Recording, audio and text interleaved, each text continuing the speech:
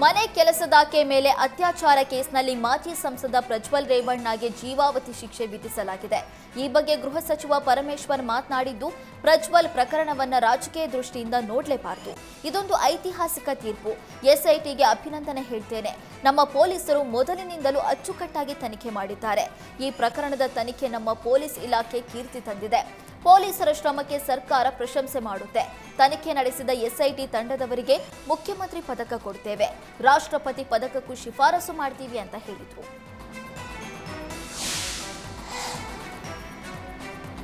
Metro ಹಳದಿ ಮಾರ್ಗ ಉದ್ಘಾಟನೆಗೆ ಮುಹೂರ್ತ ಫಿಕ್ಸ್ ಆಗಿದೆ. ಆಗಸ್ಟ್ 10ರಂದು ಮೆಟ್ರೋ ಹಳದಿ ಮಾರ್ಗಕ್ಕೆ ಪ್ರಧಾನಿ ನರೇಂದ್ರ ಮೋದಿ ಗ್ರೀನ್ ಸಿಗ್ನಲ್ ನೀಡಲಿದ್ದಾರೆ. ಈ ಬಗ್ಗೆ ಅಧಿಕೃತವಾಗಿ ಕೇಂದ್ರ ಸಚಿವ ಮನೋಹರ್ ಲಾಲ್ ಮಾಹಿತಿ ನೀಡಿದ್ದು, ಇದರ ಜೊತೆಗೆ ಮೆಟ್ರೋ ಫೇಸ್ 3ಗೂ ಅಂದೇ ಶಂಕುಸ್ಥಾಪನೆ ನೆರವೇರಿಸಲಿದ್ದಾರೆ ಅಂತ ತಿಳಿಸಿದ್ದಾರೆ. ಆರ್ವಿ ರಸ್ತೆಯಿಂದ ಬೊಮ್ಮಸಂದ್ರದವರೆಗಿನ ಹಳದಿ ಮಾರ್ಗ ಸುಮಾರು 19.5 ಕಿಲೋಮೀಟರ್ ಇದ್ದು ಸಂಚಾರ ಮುಕ್ತಕ್ಕೆ ಸಿದ್ಧವಾಗಿದೆ. ಈ ಮಾರ್ಗ ಆರ್ವಿ ರಸ್ತೆಯಿಂದ ಬೊಮ್ಮಸಂದ್ರ ಎಲೆಕ್ಟ್ರಾನಿಕ್ ಸಿಟಿಗೆ ಸಂಪರ್ಕ ಕಲ್ಪಿಸಲಿದೆ. ಪ್ರತಿದಿನ ಸುಮಾರು 25,000 ಪ್ರಯಾಣಿಕರು ಈ ಮಾರ್ಗದಲ್ಲಿ ಸಂಚರಿಸುವ ನಿರೀಕ್ಷೆ ಇದೆ. ರೈಲುಗಳು 20 ರಿಂದ 30 ನಿಮಿಷಗಳ ಅಂತರದಲ್ಲಿ ಸಂಚಾರ ಮಾಡುವ ಸಾಧ್ಯತೆ ಇದೆ. ಕೇಂದ್ರ ಮತ್ತು ರಾಜ್ಯ ಸರ್ಕಾರದ ನಡುವೆ ತಿಕ್ಕಾಟ ಮುಂದುವರೆದಿದೆ. ಯಾಕಂದ್ರೆ ಮೆಟ್ರೋ ಹಳದಿ ಮಾರ್ಗ ಉದ್ಘಾಟನೆಗೆ ಮುಹೂರ್ತ ಫಿಕ್ಸ್ ಆಗಿದ್ದು, ಆಗಸ್ಟ್ 10ರಂದು ಪ್ರಧಾನಿ ನರೇಂದ್ರ ಮೋದಿ ಉದ್ಘಾಟನೆ ಮಾಡಲಿದ್ದಾರೆ ಅಂತ ಸಂಸದ ತೇಜಸ್ವಿ ಸೂರ್ಯ ಎಕ್ಸ್ನಲ್ಲಿ ಮಾಹಿತಿ ಹಂಚಿಕೊಂಡಿದ್ದಾರೆ. ಆದರೆ ಬಿಎಂಆರ್ಸಿಎಲ್ ಅಧಿಕಾರಿಗಳು ಮಾತ್ರ ಮೋದಿ ಬರೋದ್ರ ಬಗ್ಗೆ ನಮಗೆ ಮಾಹಿತಿ ಇಲ್ಲ ಅಂತಿದ್ದಾರೆ. ಪ್ರಧಾನಿಗಳ ಎಂಒಯುನಲ್ಲಿ ಬೆಂಗಳೂರಿಗೆ ಬರ್ತಾರೆ ಅಂತ ಇದೆ.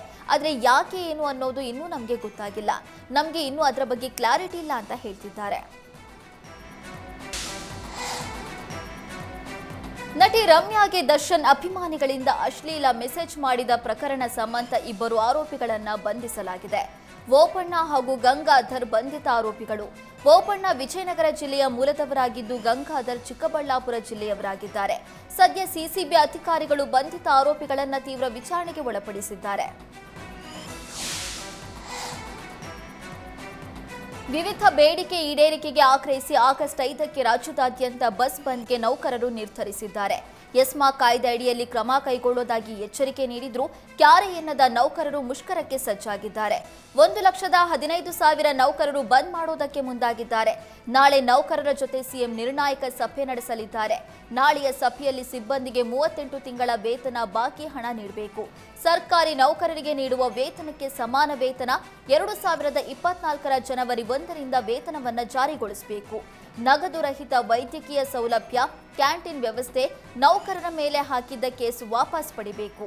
ಬಸ್ಗಳ ನಿರ್ವಹಣೆ ಖಾಸಗಿ ಗುತ್ತಿಗೆದಾರರಿಗೆ ನೀಡಬಾರದು ಅಂತ ವಿವಿಧ ಬೇಡಿಕೆಗಳ ಬಗ್ಗೆ ಚರ್ಚೆ ನಡೆಯಲಿದೆ. ಒಂದು ವೇಳೆ ಸಭೆಯಲ್ಲಿ ನೌಕರರ ಬೇಡಿಕೆ ಈಡೇರದಿದ್ರೆ ಬಸ್ ಬಂದ್ ಮಾಡೋದಕ್ಕೆ ನೌಕರರು ಸಜ್ಜಾಗಿದ್ದಾರೆ.